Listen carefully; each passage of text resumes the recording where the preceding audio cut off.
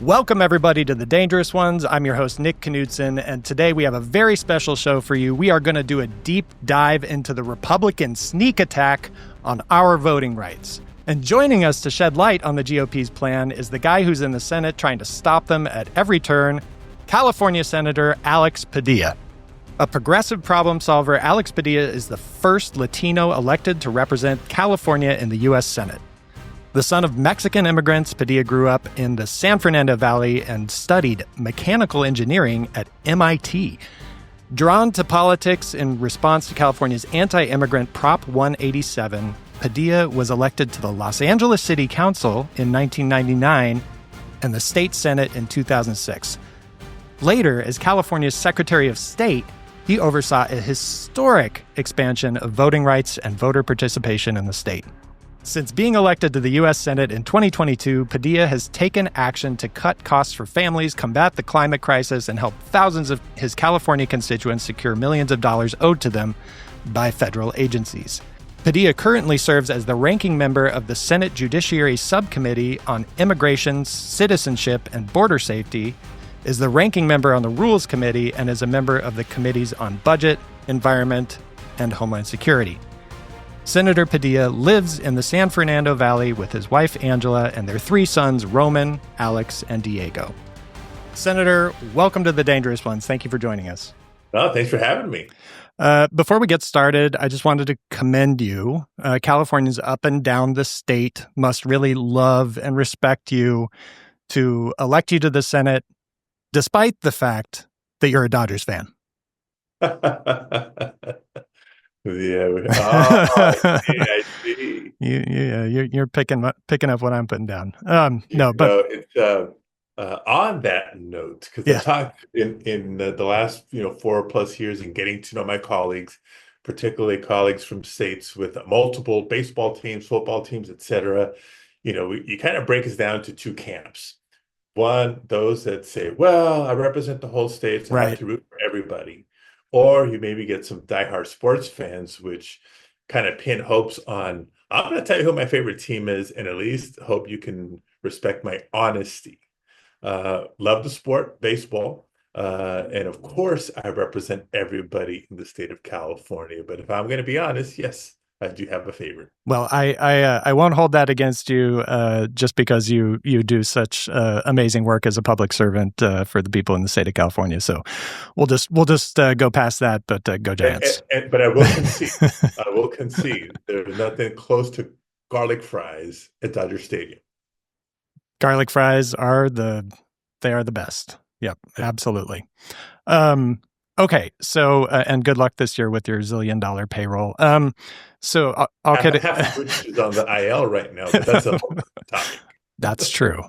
I'm not too sad about that. So there's a lot of important issues to get to, and I know we don't have that long, but I want to take a minute to just talk a little bit about your background and your biography, which is pretty unique for a U.S. senator. And I'll be honest, I wasn't aware of some of it. You're the son of Mexican immigrants.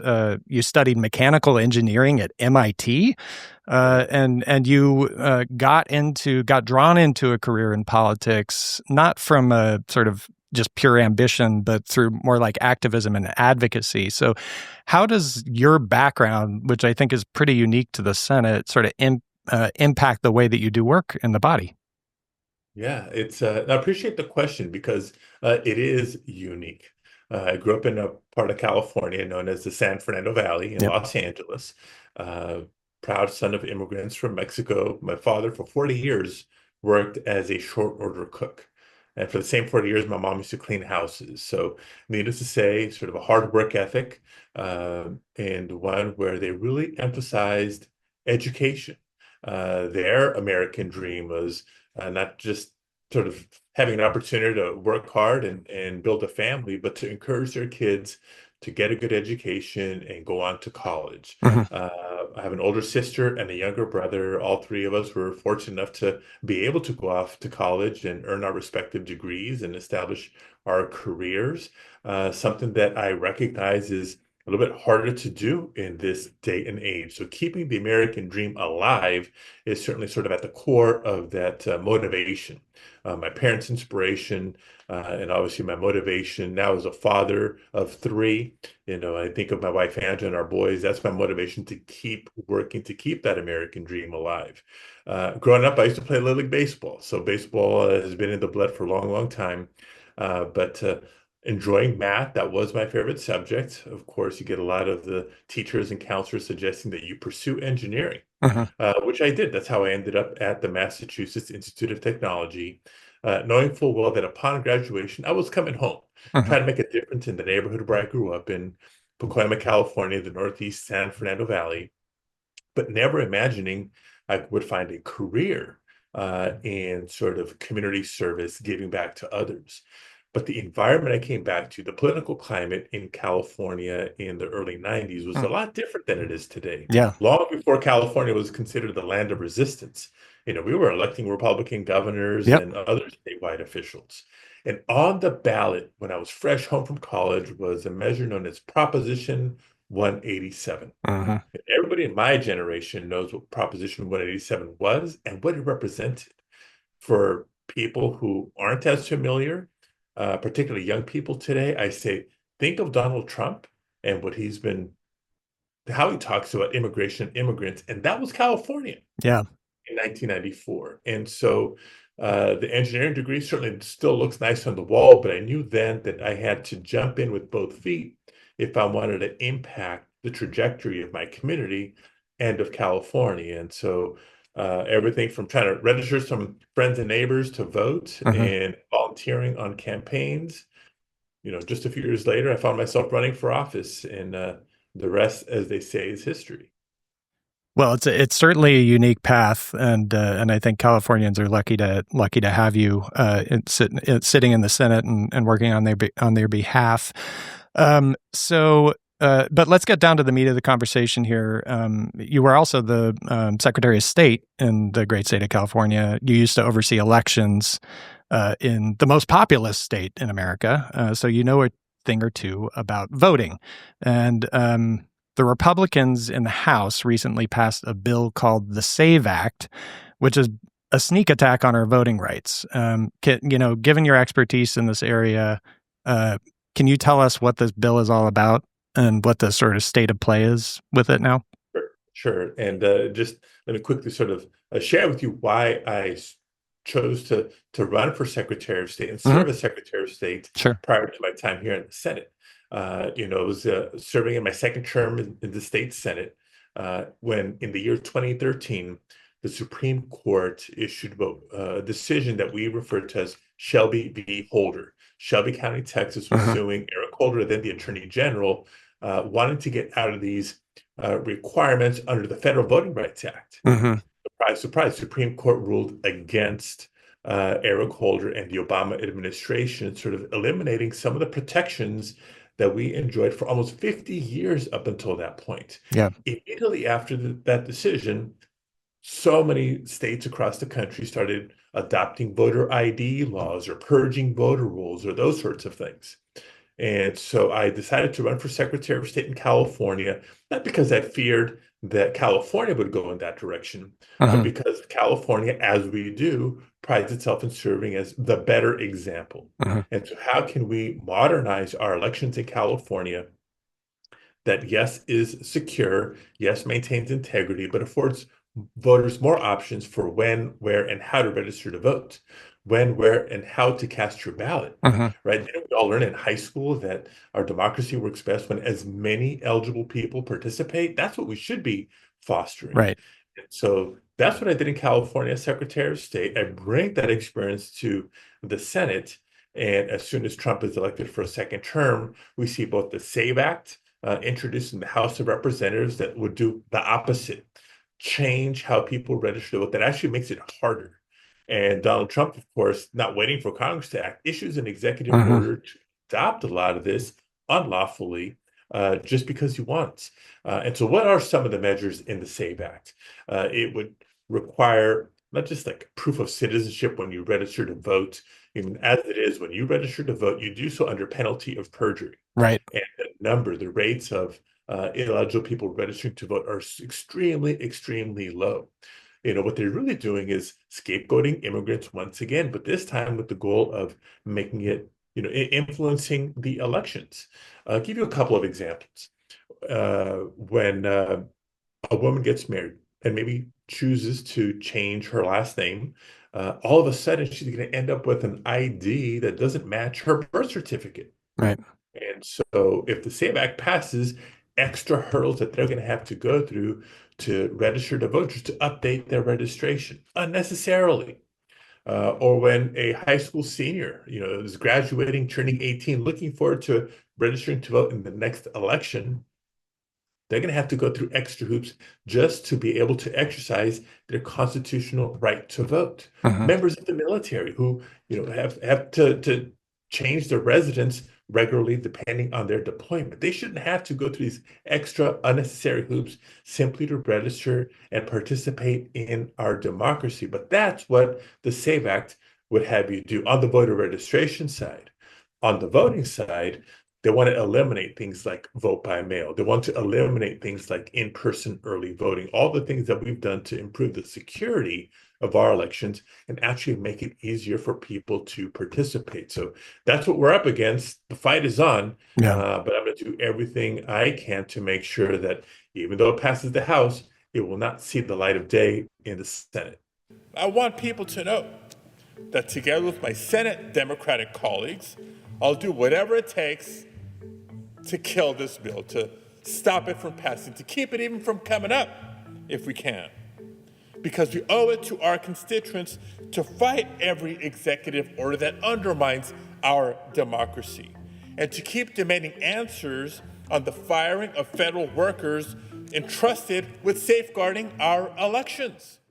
And it does seem to me that, the SAVE Act is really a solution in search of a problem. Like the non-citizen voting isn't really an issue. 2024 Republican Georgia Secretary of State Brad Raffensperger found 20 non-citizens on Georgia's voter rolls out of 8.4 million registered voters. That's 0.00024% of the state's voter list, and all 20 of those were removed before they had the opportunity to vote.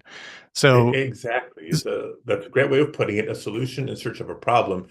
Even the ultra-conservative Heritage Foundation, in their own report, in their own research, found a minuscule number of unlawful votes over the course of decades of elections. So to me, that means the laws are working. And again, it's already unlawful for non-citizens to vote in our elections. So this is scapegoating, it's voter suppression, it's unnecessary and un-American. Maxine Dexter in the House tried to introduce an amendment that the Republicans rebuffed to protect eligible women from being kicked off the voter rolls. Republicans blocked it, so I feel like they really showed their true intentions there in that process. But That's everything you need to know. But yeah, exactly. But 4 Democrats in the House actually did vote for this bill, including Jared Golden from Maine, who basically said, "Hey, this is common sense. Only people who are able to prove their citizenship should be able to vote in the United States, right?" So why is Jared Golden wrong? Well, I mean, I think it's from a practical standpoint. I don't know about you. I don't make it a habit of walking around with my birth certificate in my pocket. I do not. No. Register to vote, and you're, digging for your birth certificate. Good luck if you remember, where you've kept it. Or some people say, well, you don't need your birth certificate. Simply showing a passport suffices. Well, I think half of Americans don't have a current valid passport. Because not everybody gets to travel around the world on a regular basis. So, absolutely. Again, if it hasn't been a problem, existing laws and protections are in place. This is a solution in search of a problem. The effect would be making it harder for eligible people, particularly women, members of the military, and lower income communities from being able to vote. So what is this actual state of play? So this bill passed the House. It's over to the Senate now. What are you doing? What are Senate Democrats doing to make sure that this bill doesn't pass the Senate? Yeah, so as it stands, you're right. The measure has come out of the House where everything's a simple majority vote. Hmm. It's now in the Senate where, whether you like it or not, we still have the filibuster in place. So even though we're in the minority, Democrats keep the bill from coming up for consideration if we simply hang together. Republicans have a 53-47 majority in the Senate, but given the rules, it takes 60 votes to come up for a vote and to pass. And so, as long as Democrats stay united against the SAVE Act, we can keep it from coming up for a vote, which is my mission, my priority. I've talked to my colleagues about it already. Leader Schumer has pledged his support to, keep our caucus united against the SAVE Act. We just need to keep the pressure on and our eyes on the ball.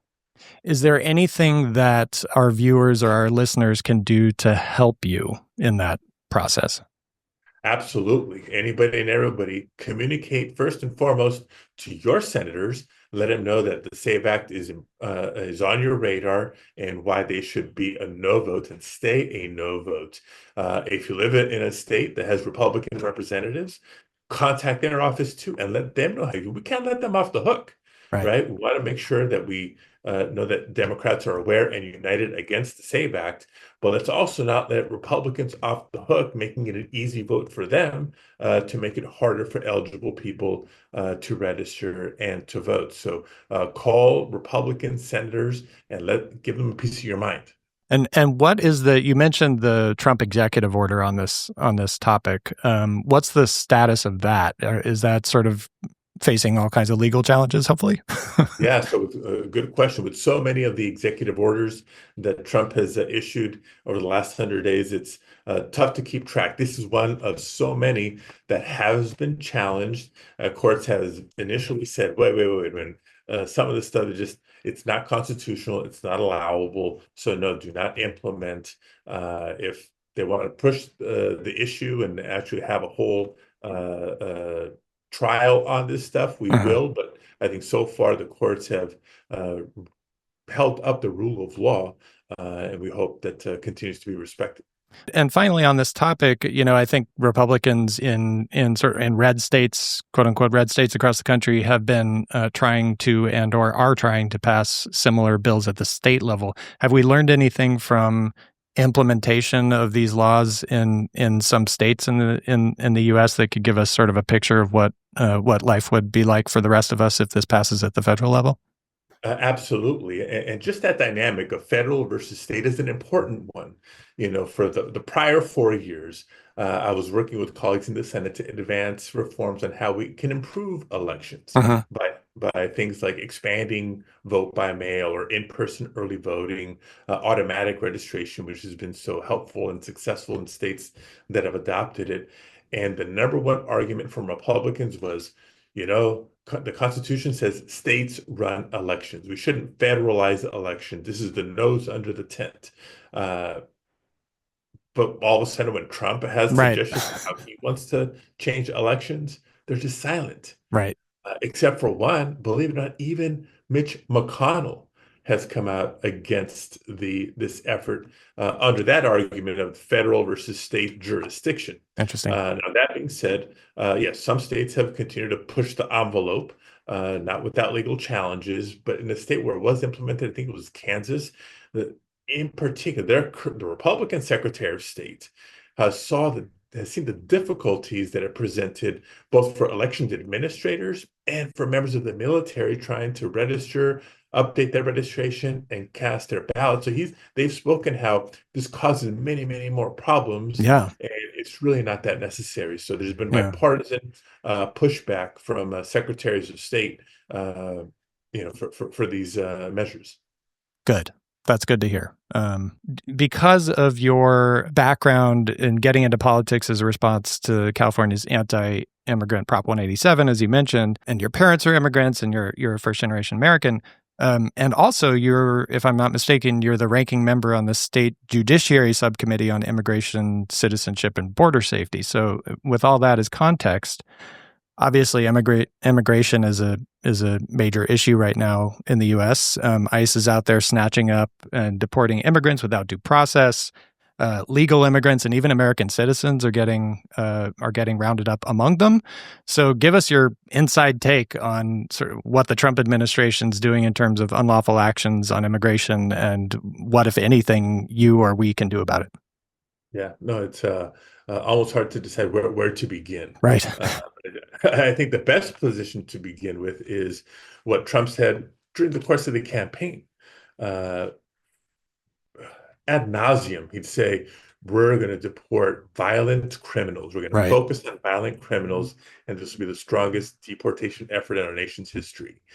I don't think anybody disagrees with violent criminals who are here unlawfully being deported. But what we've seen over the last 100 days is anything but that. This has been, all the federal agencies within the Department of Homeland Security, ICE, Border Patrol, others, under the Trump administration, under their new policies, under their new priorities, rounding up a whole lot of people who are not violent criminals. Yeah. Fathers going to work, providing for their families, mothers, children, as you mentioned, even children who are here lawfully, Yep. being deported without due process. It's at the core of what our democracy is about. Some people see in movies you're innocent until proven guilty, and you have a right to an attorney. Right. Even undocumented immigrants have due process rights, access to counsel before they sign paperwork, or before people are getting deported without any of that. This administration is ignoring due process, and courts are finding that people have been unlawfully removed from the United States. We're in unprecedented territory, Yeah. whether it's the U.S. government paying another country, El Salvador, to house people in their prisons. I mean, Donald Trump has not been shy about saying he would even send United States citizens to prisons abroad. That's crazy talk. Yeah. Or places like Guantanamo Bay, because of the money that was being spent through the Department of Defense, not ICE, not Homeland Security, the Department of Defense, to house low risk, non-dangerous, undocumented immigrants at Guantanamo Bay. They were not forthcoming with the policies they were going by, how much it was costing. A group of Democratic senators had to travel there personally to get answers to some of these questions. So it's very extreme. It's cruel. It's created fear and beyond anxiety in so many immigrant communities across the country. And here's the real shame. If we want to stop and look at what this immigrant population is, like I said, there's no disagreement on deporting violent criminals. Nope. But the vast majority of undocumented immigrants in the United States, have been here for a long, long time. On average, more than 18 years. So you're talking about a lot of people who have been living here for a long time, working, paying taxes, raising families, buying homes, strengthening communities in our country. That's who they're targeting now. The plurality, the biggest group of undocumented immigrants are people who came here lawfully, whether it's through temporary protected status, that's a lawful program. And President Trump has just taken away TPS protections and making people eligible for deportation, or people who came lawfully under a visa and just let that visa expire. That was wrong. But again, 20 years later, a life built here later, what's both the morally right thing to do for that person and their family, and what's in our country's best interest? We're talking about a lot of workers in the construction industry, in childcare, in hospitality, certainly in agriculture, food processing, etc. All these industries are now feeling the pressure of a reduced workforce, a workforce that is living in fear on top of the damage being done by these unnecessary tariff wars that the Trump administration has gotten us into. So our country is feeling it economically, not just sort of morally, because of the contributions of immigrant communities across the country. And again, same kind of question. What can our viewers and listeners do, to help sort of stem these deportations, advocate on behalf of immigrants? What can we do? Right, as with all these other issues, but this, immigration, deportation, especially, speak up. We can't be afraid to speak up. educate your neighbors, talk to your friends, and everybody chime in with their congressional representatives. We can't let them off the hook for not trying to hold this administration accountable. That's number one. Number two, never too early to start organizing for the next election. The midterms are going to be here before we know it. Let's not wait until we're 30 days from election day to start organizing and mobilizing. We need to be starting now. Right. Folks can also support, some local events, whether it's a town hall by your local representative, make a contribution, even a modest one, to some of these immigrant rights groups or civil liberty groups, because we got to keep the pressure on. And I'll also throw in there for our viewers and listeners, there are stories floating around about both undocumented immigrants, but also documented immigrants and even American citizens who are being caught up in all this. Use your social media reach and make sure that those stories are being shared across all social media platforms. Americans need to get more outraged about all of this, and this is where people get their news now. So definitely take advantage of your reach. Emphasize again, don't let my Republican colleagues off the hook. I can't tell you how many times I've met with members who behind closed doors tell me the right thing. Oh, Alex, my heart goes out to farm workers. Where would our nation's food supply be without them? Or dreamers especially, right? They were brought here as kids through no fault of their own. They've grown up, they're graduating from high school, graduating from college, establishing careers, but living in constant fear and uncertainty. They deserve better, but they don't have the backbone to say it publicly or to vote accordingly because of Trump. So we need to, again, not make it easy for them. Got to keep the pressure on, make them do the right thing. Well, and that's really interesting. And we'll close here because I know your time is short, but what do you say to them in those instances where they come up to you, like in the back rooms, and are like, I actually care about this, but I'm a wimp? Yeah. What do you say? For the first 4 years I was here, they would tell me that, but they'd come up with some sort of excuse or reason why the time wasn't right yet. They would point fingers at President Biden. But now under Trump, they're just not even willing to engage in the conversation, saying, well, maybe once the political climate changes, they can change the political climate. Right. You have agency. Spectator sport. It's not at the ballot box, and it's not in the United States Senate. Right. You want to make it. You want to see change. You got to make the change. Right. Well, thank you for making change, Senator Padilla, and thank you for coming on The Dangerous Ones. It's been a pleasure to have you. This is a great conversation. We'll make sure that the clips from this episode get shared out all over social media so people can hear your wise rundown about the SAVE Act and about these issues around immigration. All right. Thank you, Nick. Let's keep hope alive and keep up the fight. All right. Thank you. And thank you all for watching and listening to the show. Please head over to YouTube, Spotify, Apple Podcasts, wherever you're enjoying the show. Give us a 5-star review. Hit that like button. Hit the subscribe button. It really helps us a lot.